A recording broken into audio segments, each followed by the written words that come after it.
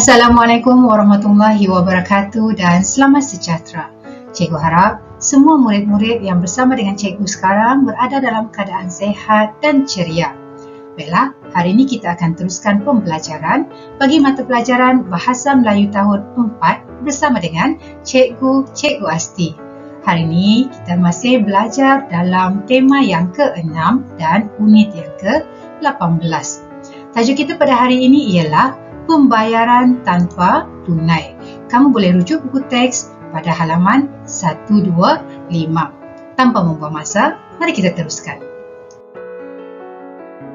Sebelum itu, kita lihat dahulu standard kandungan dan standard pembelajaran untuk tajuk kita pada hari ini. Untuk standard kandungan, iaitu 5.1, memahami fungsi dan menggunakan golongan kata mengikut konteks. Manakala standard pembelajaran pula 5.1.1, memahami dan menggunakan 4 golongan kata, iaitu yang pertama kata nama am, yang kedua kata nama khas, yang ketiga kata ganti nama, dan yang keempat penjodoh bilangan mengikut konteks tidak formal. Kita lihat pula objektif pembelajaran dan kriteria kejayaan pada hari ini. Untuk objektif pembelajaran, pada akhir pengajaran dan pembelajaran, murid akan dapat membaca petikan dan mengenal pasti kata nama am, kata nama khas, kata ganti nama serta penjodoh bilangan. Untuk kriteria kejayaan pula, murid berjaya membaca petikan dan mengenal pasti kata nama am, kata nama khas, kata ganti nama serta penjodoh bilangan dengan betul. Untuk pengetahuan semua murid-murid, hari ini kita akan mempelajari aspek tata bahasa. Sebelum meneruskan pembelajaran, cikgu akan terangkan maksud serta contoh-contoh golongan kata yang cikgu sebutkan dalam objektif pembelajaran tadi, iaitu yang pertama kata nama am, yang kedua kata nama khas, yang ketiga kata ganti nama, dan yang keempat penjodoh bilangan. Kita lihat dahulu golongan kata yang pertama, iaitu kata nama am. Apakah maksud kata nama am? Kata nama am ialah kata yang digunakan untuk menjelaskan nama sesuatu yang bernyawa seperti orang, haiwan dan sesuatu yang tidak bernyawa seperti tumbuh-tumbuhan, tempat, benda dan sebagainya. Mari kita lihat contoh pada paparan yang seterusnya. Berikut merupakan contoh-contoh kata nama am. Perhatikan pada jadual yang cikgu berikan di sini. Untuk manusia ataupun orang, contohnya adalah seperti ayah, perempuan, kerani, polis, guru, doktor, askar dan sebagainya. Kita lihat contoh untuk haiwan ataupun binatang pula. Contohnya adalah seperti ayam, gajah, kerbau, anjing, kuda, burung, ikan dan banyak lagi haiwan kan? Itu semua adalah kata nama am. Contoh untuk tumbuh-tumbuhan pula adalah seperti pokok, betik, rumput, lalang dan banyak lagi. Okey, contoh untuk benda, pasir, kayak, radio, rumah, pen, buku, apa lagi? Pensel, batu, lampu dan banyak lagi benda kan? Itu semua adalah kata nama am. Contoh untuk tempat pula, cikgu berikan di sini pejabat, pulau, sekolah, kampung, bandar, negeri dan sebagainya. Untuk pengetahuan semua murid-murid, kata nama am ini kita hanya perlu tulis menggunakan huruf kecil sahaja, kecuali perkataan ini digunakan pada permulaan ayat. Boleh faham setakat ini? Sekarang kita lihat golongan kata yang kedua, iaitu kata nama khas. Apakah maksud kata nama khas?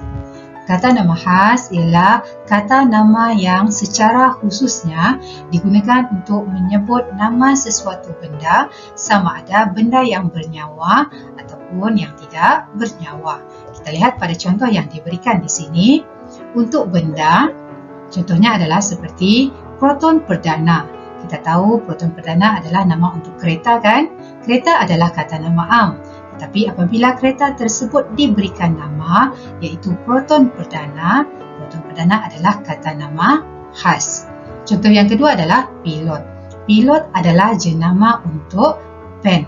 Maksudnya pilot adalah kata nama khas. Seterusnya untuk orang, contohnya adalah seperti Cik Rafidah, Inspektor Azman, ataupun nama kita sendiri.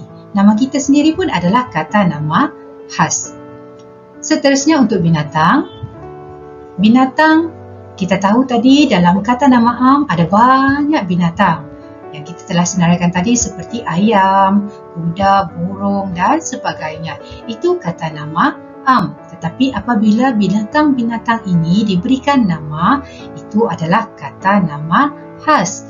Contoh kata nama khas untuk binatang adalah seperti Pak Belang, Sang Kancil, Si Comel. Boleh faham? Okey, seterusnya untuk tempat.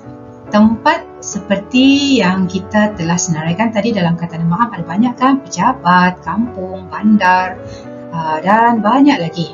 Tapi apabila tempat-tempat tersebut diberikan nama, itu adalah kata nama khas. Contohnya adalah seperti Kampung Baru. Maksudnya nama untuk kampung. Shah Alam, nama untuk sesebuah daerah. Dan Johor. Johor adalah nama negeri. Boleh faham setakat ini? Untuk pengetahuan semua, kata nama khas ini kita perlu gunakan huruf besar pada huruf yang pertama. Contohnya Johor. J mesti ditulis menggunakan huruf besar. Boleh? Kita lihat golongan kata yang ketiga iaitu kata ganti nama. Perkataan kata ganti nama ialah perkataan yang menggantikan perkataan nama. Dibagikan kepada 5 iaitu kata nama diri, kata nama umum, kata nama pertanyaan, kata nama petunjuk dan kata nama sendi. Tetapi untuk hari ini kita akan pelajari kata nama diri dahulu. Contohnya adalah seperti saya, kamu, dia, beliau, kita, mereka dan sebagainya. Seterusnya, kita lihat pula penjodoh bilangan. Apakah maksud penjodoh bilangan? Penjodoh bilangan digunakan sebelum sesuatu kata atau nama yang menunjukkan jumlah atau bilangan. Contohnya adalah seperti batang, ekor, buah, helai, orang, biji dan sebagainya. Baiklah, kita akan teruskan pembelajaran dengan membaca petikan yang terdapat di dalam buku teks kamu. Tajuk kita pada hari ini adalah pembayaran tanpa tunai. Kita baca dahulu maklumat yang diberikan. Zara dan keluarganya ke Pasar Raya Impian untuk membeli barangan keperluan. Agaknya, apakah barang keperluan yang dibeli oleh Zara dan keluarganya? Mari kita lihat paparan yang seterusnya. Mari kita baca petikan dialog yang terdapat di dalam buku teks kamu pada halaman 125. Petikan ini adalah di antara Zara, ibu dan ayahnya. Ibu, mari kita ke bahagian makanan. Ibu ingin membeli 2 paket gula, sekampit beras jenama kejora, 2 botol sos cili delima dan 3 tin susu cair. Zara, baiklah ibu, bolehkah saya dan Fika membeli sebuku roti? Kami mahu bersarapan roti bakar pada pagi esok. Ibu, boleh Zara, ayah akan membayarnya menggunakan kaedah pembayaran tanpa tunai. Zara bertanya, apakah maksud pembayaran tanpa tunai, ayah? Ayahnya menjawab, Maksudnya, kita melakukan pembayaran menggunakan kad debit. Pembayaran akan dipotong daripada akaun bank. Fika pula bertanya, "Ibu, puanko akan berkunjung ke rumah kita petang nanti. Beliau akan datang bersama-sama dengan anaknya. Apakah yang akan kita hidangkan?" Ibu, "Kita belikan mereka sebiji kek dan sesikat pisang." Fika, "Ibu, boleh saya membeli sekotak coklat untuk Li Yin? Dia akan menyambut ulang tahun kelahirannya esok." Ibunya menjawab, "Ya, boleh Fika. Selepas ini, ibu ingin membeli seekor ayam, seikat sawi dan beberapa tongkol jagung." Sejam kemudian, mereka pun menuju ke kaunter pembayaran. Zara, "Wah, mudahnya ayah membuat pembayaran tanpa tunai. Kita akan lebih selamat kerana tidak perlu membawa wang tunai yang banyak.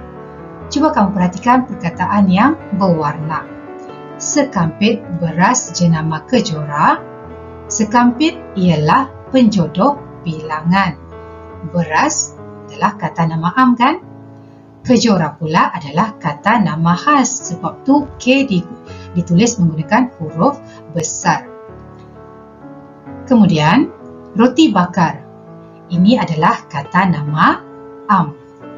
Kita, ini merupakan kata ganti nama diri. Tongkol jagung, pernah dengar tak? Tongkol merupakan penjodoh bilangan yang sesuai untuk jagung. Jagung pula adalah kata nama am. Sebenarnya banyak lagi yang kita boleh senaraikan dalam petikan dialog ini. Mari kita lihat pada paparan berikutnya. Daripada petikan dialog yang kita baca tadi, kita akan cuba untuk mengenal pasti yang mana satu kata nama am, kata nama khas, kata ganti nama dan penjodoh bilangan. Mari kita senaraikan mengikut kumpulan golongan kata ini. Untuk kata nama am, ada banyak kata nama am yang terdapat di dalam petikan dialog tadi.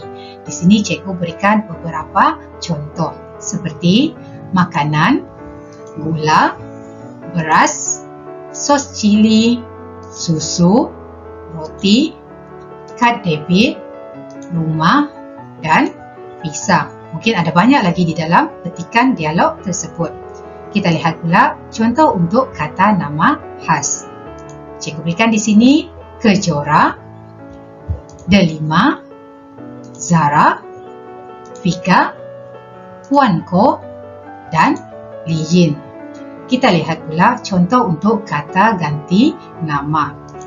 Kita, saya, kami, nya, beliau, dia dan mereka.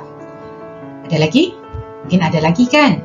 Okey, sekarang kita lihat pula contoh untuk penjodoh bilangan pula. Contoh yang cikgu dapat berikan di sini adalah paket, kampit, botol, tin, buku, biji, sesikat, kotak, tongkol dan lain-lain lagi yang ada di dalam petikan. Baiklah, kita teruskan pada paparan yang berikutnya. Seterusnya, kita akan cuba untuk bina ayat daripada beberapa golongan kata tadi. Yang pertama, kata nama khas iaitu Pasar Raya Impian. Contoh ayat di sini cikgu berikan, Pasar Raya Impian sangat besar. Yang kedua, kejora. Contoh ayat, ayah membeli sekampit beras jenama kejora. Seterusnya adalah roti bakar. Contoh ayat, ramai pelanggan yang bersarapan roti bakar di warung itu. Roti bakar adalah kata nama am kan? Baiklah, yang seterusnya adalah kita. Kita adalah kata ganti nama. Contoh ayat di sini yang cikgu dapat berikan, kita perlu bijak berbelanja. Seterusnya adalah sesikat. Sesikat adalah penjodoh bilangan. Contoh ayat yang cikgu dapat berikan di sini adalah ibu membeli sesikat pisang. Boleh faham murid-murid? Baiklah, kita telah sampai ke penghujung pembelajaran. Apa yang cikgu harapkan semua murid-murid faham tentang tajuk yang kita pelajari pada hari ini. Cikgu harap semua murid-murid boleh mengenal pasti yang mana satu kata nama am, kata nama khas, kata ganti nama dan penjodoh bilangan. Seterusnya, murid-murid boleh membina ayat daripada setiap golongan kata yang kita telah pelajari pada hari ini. Sekian daripada cikgu dan terima kasih atas perhatian dan kerjasama yang telah diberikan. Semoga kita berjumpa lagi pada video-video yang berikutnya. Bye-bye.